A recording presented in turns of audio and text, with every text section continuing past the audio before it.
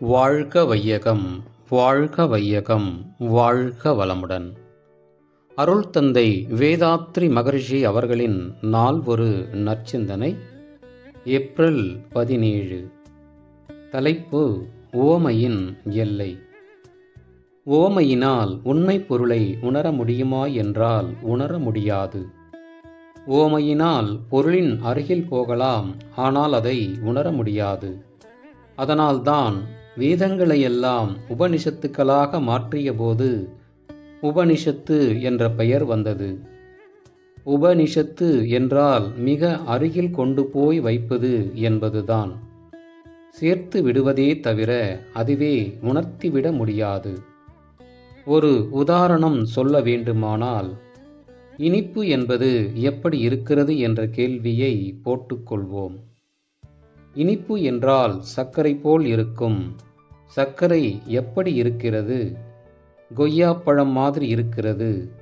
இரண்டுக்கும் இனிப்பு என்று சொல்கிறீர்களே என்றால் மொழியில் அவ்வளவுதான் சொல்ல முடியும். இதற்கு மேல் இனிப்பு என்பதை எப்படியாகிலும் எடுத்துக்காட்ட முடியுமா? முடியவே முடியாது. மாம்பழம் எப்படி இருக்கிறது? இனிப்பாக இருக்கும். வாழைப்பழம் எப்படி இருக்கிறது? இனிப்பாக இருக்கும். 100 பழங்கள் எடுத்தால் 100 இனிப்பு என்று சொல்லிவிட முடியுமா? இனிப்பு என்ற இடத்தில் ஒன்றாகத்தான் தெரியும். வாழைப்பழ இனிப்புக்கும் மாம்பழ இனிப்புக்கும் உள்ள வேறுபாட்டை விளக்கி சொல்ல இயலுமா என்றால் இயலாது.